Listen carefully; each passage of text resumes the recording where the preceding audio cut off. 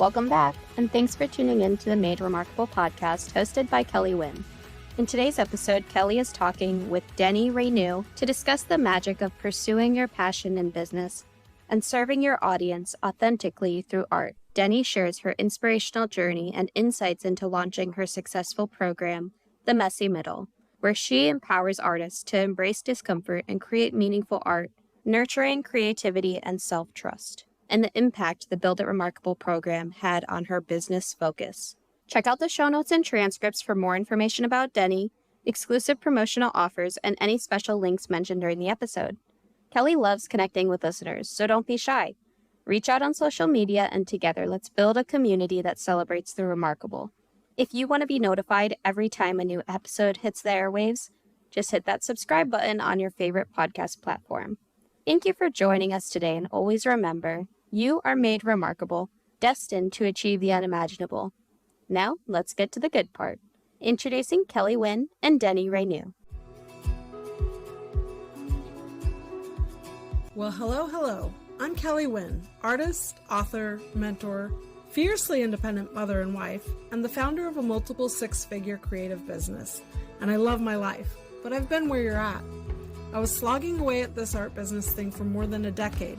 But once I finally connected with my true calling, unlocked the magic of marketing, and built a system that could scale, well, I realized I could make an impact and make a substantial income. I'm finally running a business that I love, and it makes all the difference in the world. My biggest dream is to help you do the same. Let this podcast be the catalyst to your biggest success.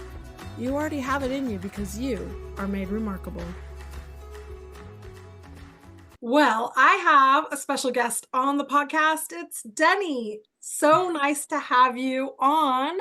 And thanks, Kellee. In full disclosure, Deni was in my Build It Remarkable beta version of it, tester last fall. And so we're finally getting a chance to catch up with where she is with her program. Hi, Kellee, and thank you for having me on here today.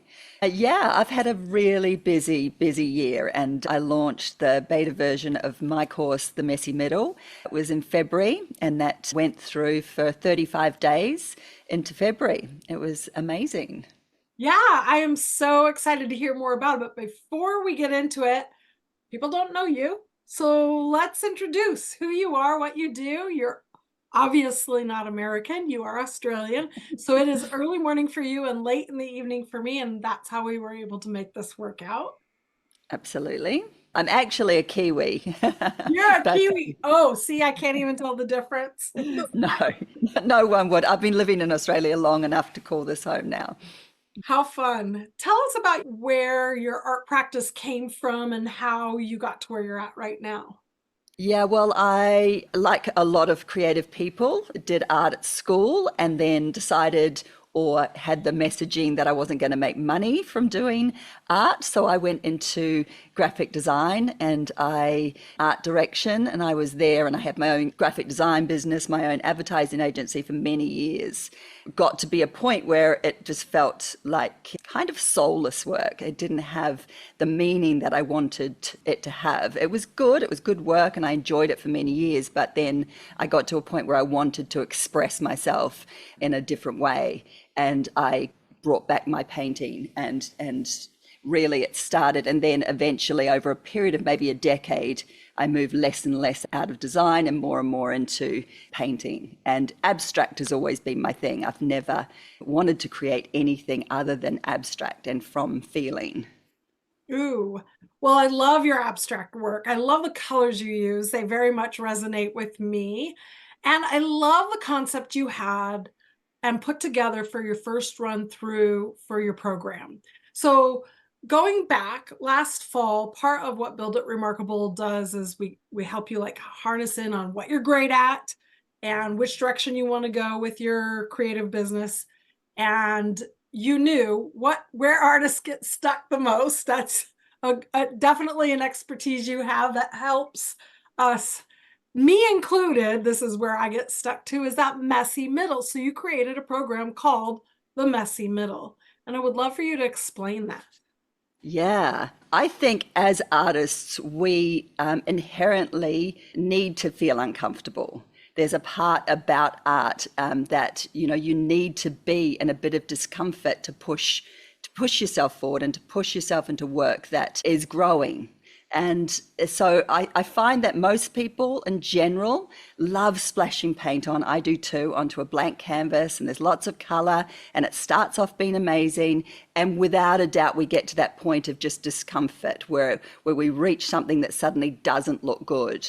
And I noticed in the people that I surround myself with, the artists that I do, is that there would be canvas after canvas after canvas that would be stacking up in studios and not a lot of work getting finished.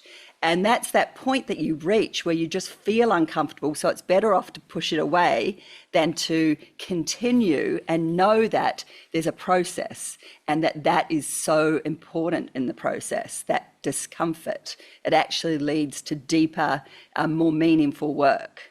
I'm guilty. I'm guilty of piles of canvases unfinished. I totally get that. It's so much easy, and honestly, not just piles of canvases, sometimes piles of other ideas and projects I've been working on. It's so much more fun to start something new than to work through the discomfort, the challenge of, now what do I do now that I've done this, and get to the end. But the end is satisfying. How do you help them get to the end? Well, honestly, it's about building capacity for sitting in discomfort. So I find I do that with my work. So if I'm going through, you can feel when a painting, you know, when it's loose and when it's free and when you've put that part of yourself into it, and you can feel a painting when it starts getting tight and restrictive. And so there's just this part of, number one, not having expectation of having an end product. As soon as there's an expectation of wanting to get somewhere, then you lose the magic in the moment. So a big part of what I'm teaching in the messy middle is to be with what's just one step ahead. And to be honest, everything I do is about painting, but it's also about life, because it's just one's a mirror for the other. So it's just like, can you sit with just what's my next move rather than how am I going to get to a finished painting? So you just respond one step ahead. And it's uncomfortable for people because they're always wanting to go 3 steps ahead. So often, because I would do critiques during the group, and I'd often get the question, how do I get to the end? And it's just like, let's pull back. Let's take it one step at a time rather than it's. And I use the analogy of like I'm listening to a song. When you listen to a song, you're not looking to get to the end of the song. You're enjoying it as it's being played. I love that. It's a great analogy. And so painting's like that, you know, the enjoyable part is the creation of it. So sitting in the messy middle. And one of the things that it took me a long time to learn, but now that I understand it, I pass it on to everyone else, which is test your ideas. Test and test, run it live rather than what a lot of creative people do when they want to create a digital product. They want to create a course or a whatever. They're going to create this thing online. They go hide out in the back room and they start recording and building and making and editing, and they spend forever without seeing, is this idea actually viable? What do I need to know from my customer to make it better? So instead of creating the finished product, I really encourage my clients to do a test run or a beta run or a beta run, as they say in the UK. I say beta, but a beta test, basically, I encourage to run through it live on Zoom. I know you have some experience having done it in workshops. You've done a lot of in-person workshops, but you ran it as a version online with Zoom. I like doing that because I can test ideas, I can validate the ideas, I can reiterate it, and then go in and go deeper the next time I go and launch it. And so you went ahead and jumped in with a beta test, but I love a lot of the things you discovered about it. So I want to talk about, you launched this in January, right? You made the offer to your audience in January and ran it through into February. Yeah, I did. And when I joined with you, I knew, I kind of had it in my head that I was thinking of launching late last year. And at your suggestion, I put it back a couple of months, which I'm so glad I did. Yeah. But at the same time, a little bit like you, I resonate with doing things live and finding out as you go. And, I've got all the knowledge there, but I'm quite good at being live and bringing it all forward at the time. So I think you'll lose a little bit of magic if you're too prepared. The group in itself kind of sets the tone. I call it a co-creation between the people that are called into the course and myself, so I can respond to exactly what they're looking for. So actually that worked really well. And I'm also a big start before you're ready person. You're never going to be ready. You're never going to be prepared enough. So I think that I resonate with your style of doing things in that way. Take some action, get the feedback, make it better, get some momentum. Another nice thing about running something in that fashion where it's not fully perfect, nothing's ever perfect, but you're in your test or beta phase, is you're getting feedback, and you also have customers that can help you talk about the program when you go to launch it again, which is kind of why I have you on here anyway, because you went through Build It Remarkable.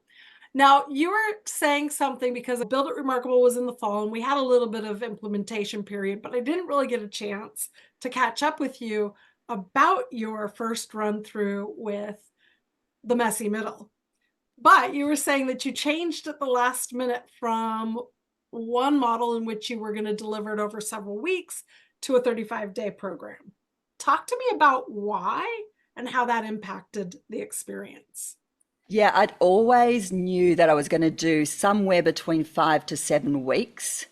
And I was preparing for that. But I also I know the way I create and I know the way I present. And I knew that there would be a very much a live component to it. And it was maybe 3 weeks out. I work very intuitively, and I just woke up one day and just went, you know what, if I really want to impact the people that are coming into this course, I think I need them to be in it every day. And so I wanted it to be a daily practice, because consistency is probably the one thing that's changed my art practice the most, is doing something every day, whether it's 5 minutes or whether it's 3 hours. It builds the self-trust if you do something every day. So that was a big change up just before putting the course out to this 35 days, but you've got to do something every day. But it really worked. I think it worked, and I think I'll refine it for next time. Yes. Because I got really good feedback about it, but there needs to be a little bit of integration time. So I'm going to build that into the next one, of just allowing a little bit of time for different practices to sink in. Gotcha. So do you feel like you want to run this live again?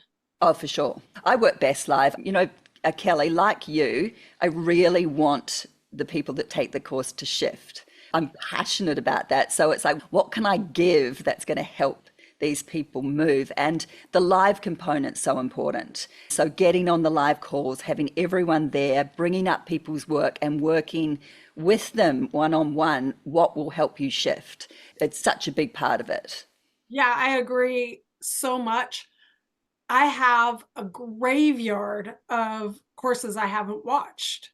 But when I know that there's live components, there's something compelling to show up, interact, get to know the other people, and get the energy from the person leading it, it changes everything. It's like, oh, all right, I'm here and I'm present for this. I'm going to integrate it into my life. I'm going to make it happen. And I felt like we had some pretty good success from the people who participated in Build It Remarkable in the beta version, where we had them showing up every week. In the end, there is really no way to stop the little trickle out at the end of any program. Did you have a problem with that in 35 days, or were you able to keep messaging and say, come on, I'm pulling you back in?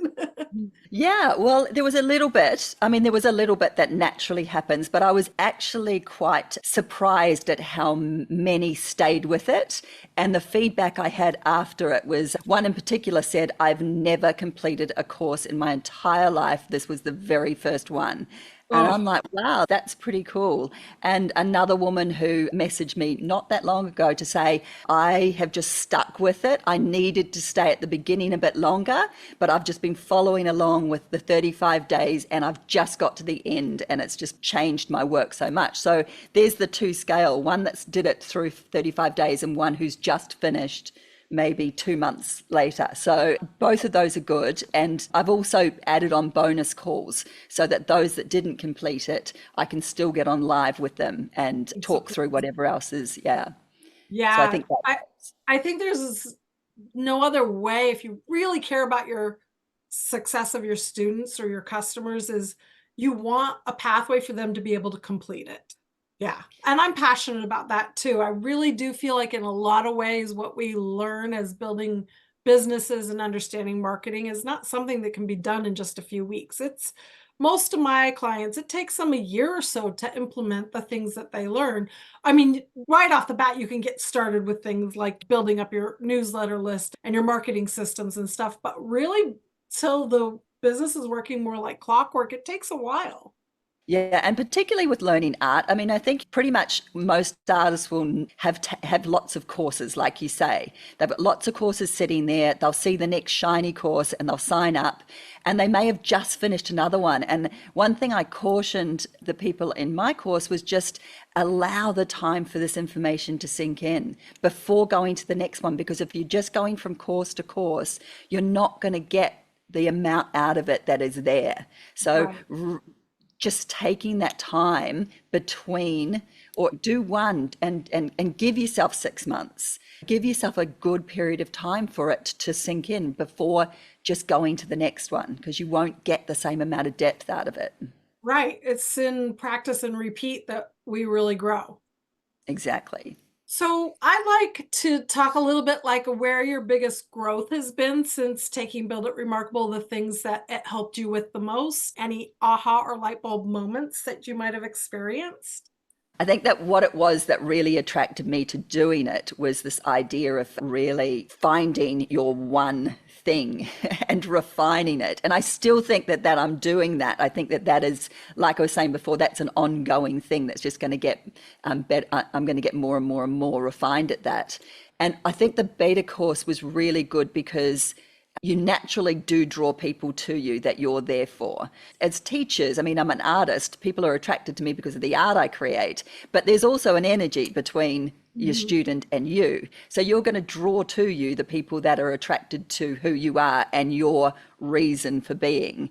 And so I guess just knowing to go all in on who I am and what I'm about. I think that was the biggest thing. But also having a group like we did, it held us accountable. And that's a big thing. Just knowing that you needed to show up every week, knowing that there were steps to put in, that helps me. I love having that consistency because I'm a little bit loose in how I go about life. So I really do need a bit of a structure behind me that helps. Yes, I love being around other like-minded people. It was what I was missing the most in the early years of my career, and the fact that I can surround myself with other dynamic creatives that are ambitious, building businesses.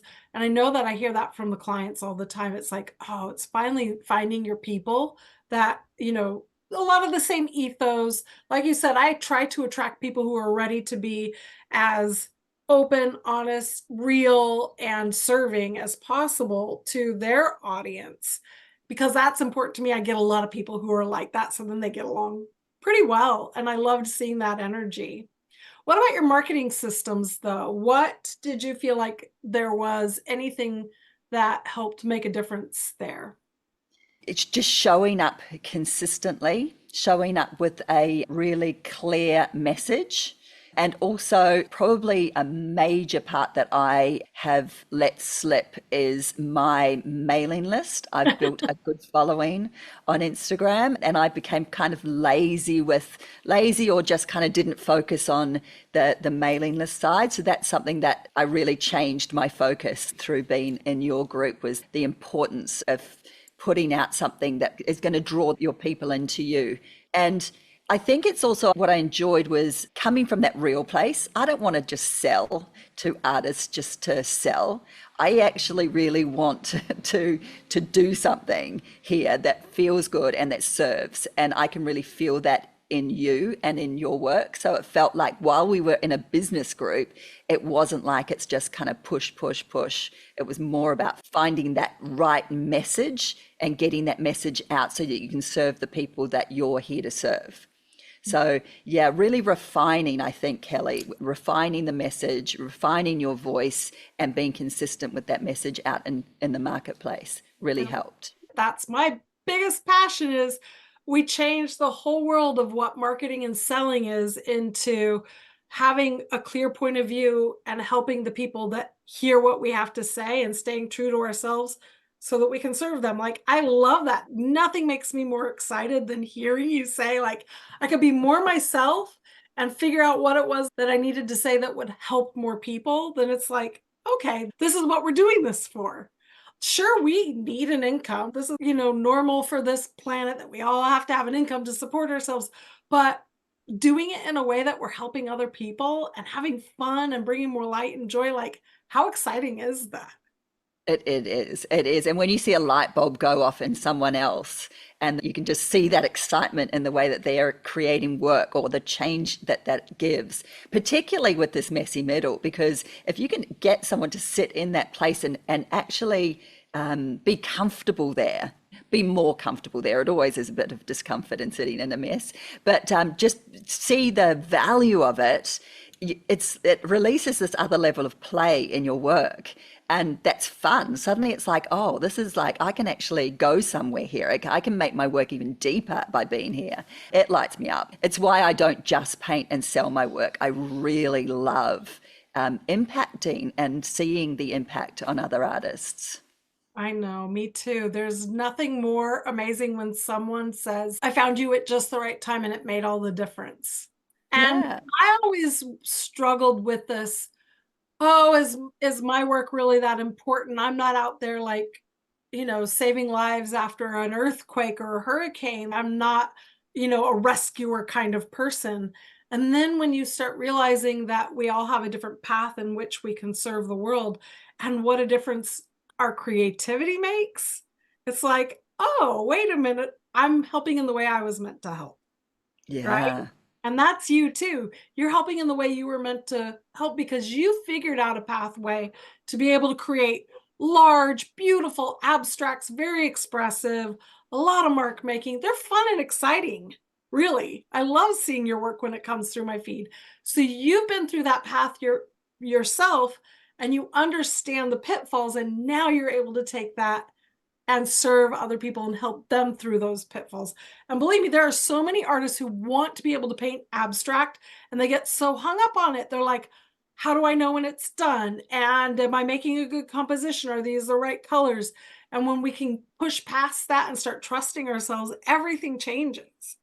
Yeah. If you just follow the things that you love, like that's a big thing. For a long time, I had it in my head, oh, my paintings are so colorful. Are they meaningful? It was almost like they needed to be deep and dark in order to have that kind of meaning. And when I, let go of that and just went, you know what, this expresses something in me that's important. And now I look at it completely different. And I think there's so many dark things that happen on this planet. To put out a bit of light and color and joy is a good thing, not a bad thing. It's actually a really good thing. So Yeah. allowing that permission to do these things is also, if I have someone in my group and they're questioning something in their work, I have quite a few students who are patterns keep coming up. I'm like, well, follow that. And they're like, but it feels too structured. I'm like, well, where can we find the balance between structure and letting loose? Rather than trying to hide away from what's inherently you, how can we find a way to bring that out even more and give you permission to create in the way that you create?